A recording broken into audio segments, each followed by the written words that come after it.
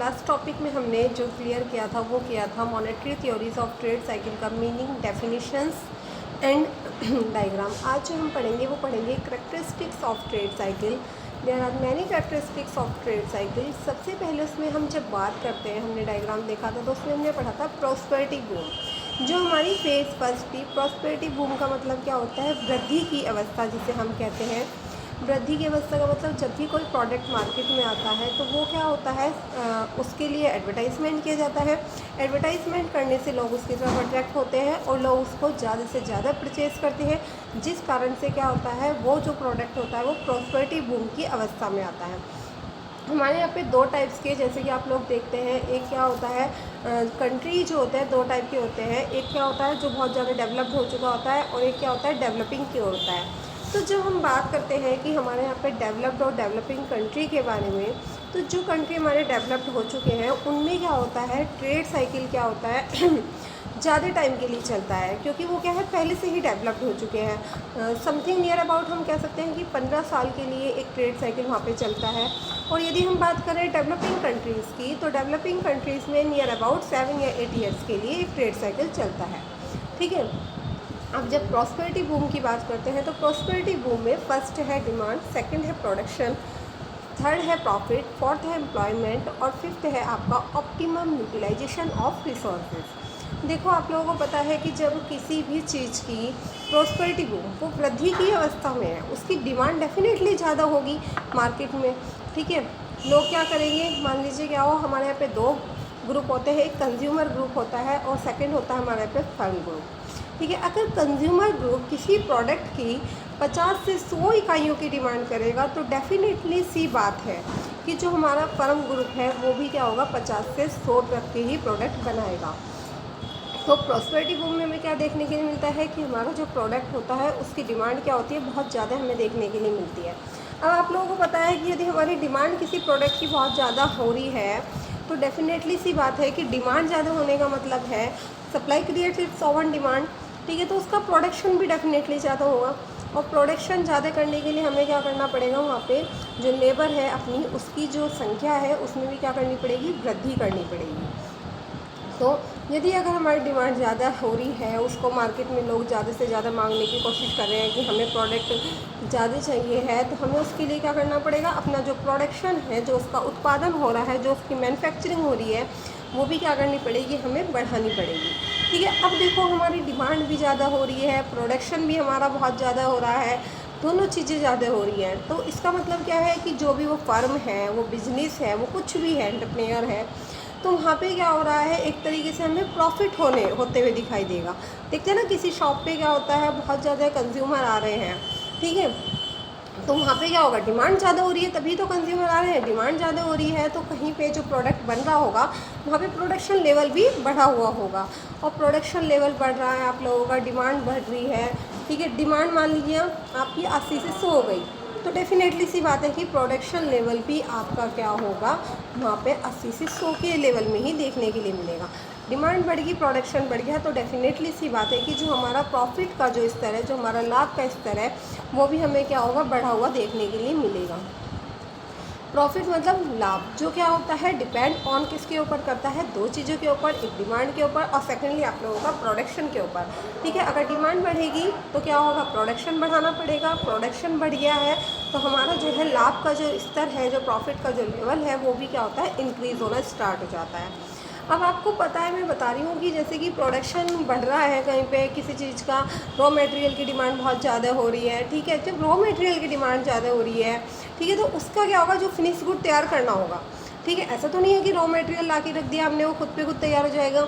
उसके लिए हमें क्या करना पड़ेगा, वहाँ पे एम्प्लॉयमेंट, लोगों को क्या होगा, रोज़गार देना होगा। ठीक है। रोज़गार कैसे मिलेगा, क्योंकि वहाँ पे प्रोडक्शन हो रहा है, प्रोडक्शन बढ़ रहा है, तो लोगों को क्या होगा, कहते हैं ना कि कोई भी, जैसे कि कोरोना चल रहा है तो उसमें आप लोग देखते हैं कि लोगों के पास रोज़गार नहीं है। क्यों? क्योंकि क्या होता है, वहाँ पे जो प्रोडक्शन हाउस होते हैं वो सारे के सारे बंद हो जाते हैं। ठीक है। प्रोडक्शन ही नहीं होगा किसी चीज़ का तो लोगों को रोज़गार ही नहीं मिलेगा, डेफिनेटली सी बात है। तो लोगों को क्या होता है, जो प्रोडक्शन बढ़ेगा तो डेफिनेटली सी बात है, वहाँ पे क्या होगा, रोज़गार केंद्र भी बढ़ेंगे। लोगों की जो बेरोज़गारी है वो हमें ख़त्म होती हुई दिखेगी और लोगों को क्या होगा, अधिक से अधिक मात्रा में, अधिक से अधिक संख्या में वहाँ पे रोज़गार मिलेगा। रोज़गार मिलेगा तो इससे क्या हो रहा है, हमें दिख रहा है कि लोगों को रोज़गार मिल रहा है, तो वहाँ पे प्रोडक्शन ज़्यादा हो रहा है, तो किसी प्रोडक्ट की वो क्या होगी, प्रॉस्पेरिटी बूम की अवस्था आप लोगों को देखने के लिए मिलेगी। फिर क्या है, भाई डिमांड भी बढ़ेगी, प्रोडक्शन भी बढ़ गया, प्रॉफिट भी हो रहा है, लोगों को रोज़गार भी मिल गया। अब जो हमारे रिसोर्सेज होते हैं, सोर्स जिसे हम बोलते हैं, एक तरीके से स्रोत कह सकते हैं, तो उनका क्या होगा, ऑप्टिमम यूटिलाइजेशन ऑफ रिसोर्सेज। ठीक है, जितने भी हमारे स्रोत हैं उनका हम क्या करेंगे, मैक्सिमम से मैक्सिमम यूजेस करेंगे। ठीक है, बेस्ट उसका कैसे हम यूज़ कर सकते हैं, ठीक है, वो किस में होगा, प्रॉस्पेरिटी बूम में होगा, क्योंकि वहाँ पे क्या होगा, लोग ज़्यादा से ज़्यादा डिमांड कर रहे हैं। तो प्रॉस्पेरिटी बूम की आपने क्या पढ़ी है, ये 5 अवस्थाएँ पढ़ी हैं। डिमांड, इसमें क्या होता है, एक तरीके से इंक्रीज़ ही हो रहा है सब कुछ, डिमांड भी, प्रोडक्शन भी, प्रॉफिट भी, एम्प्लॉयमेंट भी, optimum utilisation of resources. Then second हम बात करते हैं रिसेशन। ठीक है, जिसको हम क्या कहते हैं, फेज़ 2 के नाम से जानते हैं। रिसेशन में अगर हम बात करें, demand, production, profit, unemployment, unutilised resources. ठीक है, इसमें क्या होता है, डिमांड क्या होती है, जैसे आप लोगों ने प्रॉस्पेरिटी बूम में देखा कि डिमांड बहुत ज़्यादा बढ़ रही थी। ठीक है, 80 से 100 के लेवल में डिमांड थी। अब यहाँ पे जो डिमांड होगी हमारी 60 to 70 होगी, बिल्कुल ख़त्म नहीं कह सकते आप लोग, एक तरीके से मिड में कह सकते हो कि 60 to 70 जो लेवल होता है डिमांड का, वो देखने के लिए हमें यहाँ पे मिलेगा। ठीक है, डिमांड क्या होगी, पहले वो मार्केट में प्रोडक्ट आया था, लोगों को पता ही नहीं था कि वो प्रोडक्ट कैसा है। ठीक है, लोगों ने उसका एडवर्टाइजमेंट देखा और लोग उसको परचेज़ करने के लिए चले गए।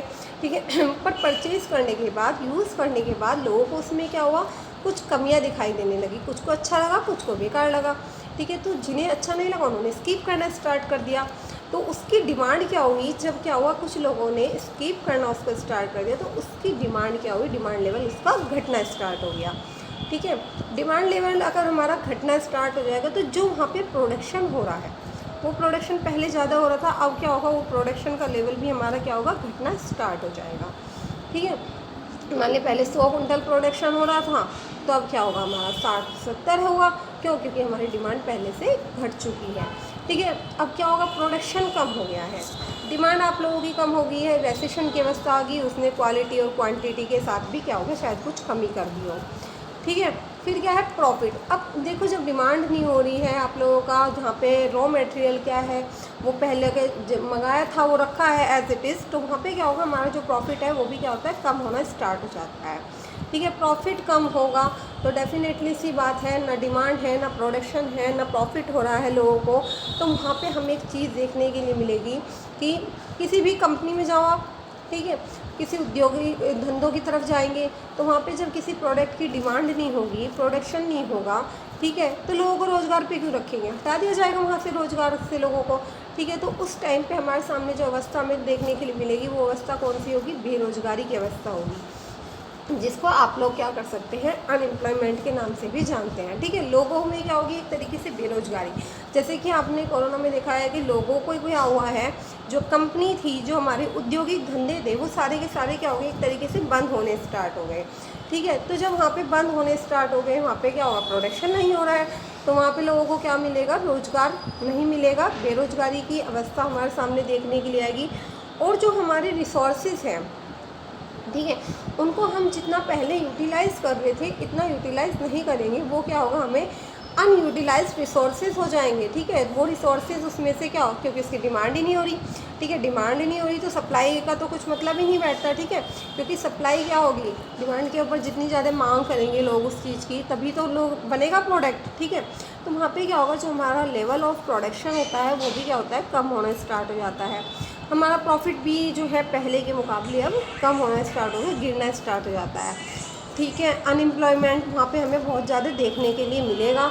ठीक है, फिर होगा अनयूटिलाइज्ड रिसोर्सेज। ठीक है, जो वहाँ की रिसोर्सेज थे वो कैसे हो जाएंगे, अनयूटिलाइज्ड हो जाएंगे, उनका यूजेस नहीं होगा। क्यों, क्योंकि ना वहाँ पे डिमांड हो रही है, ना वहाँ पे प्रोडक्शन हो रहा है, लोग बेरोज़गारी की तरफ बढ़ रहे हैं। क्योंकि जब रोज़गार मिलेगा लोगों को, तभी तो वहाँ पे क्या होगा, यूटिलाइज्ड होगा रिसोर्सेज का। और लोगों को अगर रोज़गार ही नहीं मिल रहा है, तो जो रिसोर्सेज हैं वो एज इट इज़ रहेंगे, उनका कुछ भी यूज़ नहीं होगा। तो जो हमारे यहाँ पे फेज़ फर्स्ट है वो थी क्या, आपकी प्रॉस्पेरिटी बूम। सेकंड फेज़ है आपकी रेसेशन। रेसेशन में भी आप लोगों के 5 ही पॉइंट हैं, ठीक है। बट कुछ पॉइंट चेंज हैं, जैसे कि डिमांड है, प्रोडक्शन है, प्रॉफिट है, एज इट इज़ है। अच्छा, ये भी क्या होता है, पॉजिटिव वे ही हमें प्रेजेंट करता है, ऐसा नहीं है कि घट जाएगा, घटता है पर थोड़ा कम होके घटता है। तो डिमांड होगी, प्रोडक्शन होगा, प्रॉफिट होगा, अनएम्प्लॉयमेंट हमें देखने के लिए मिलेगा और अनयूटिलाइज्ड रिसोर्सेज होगा। थैंक यू, आज के लिए इतना ही।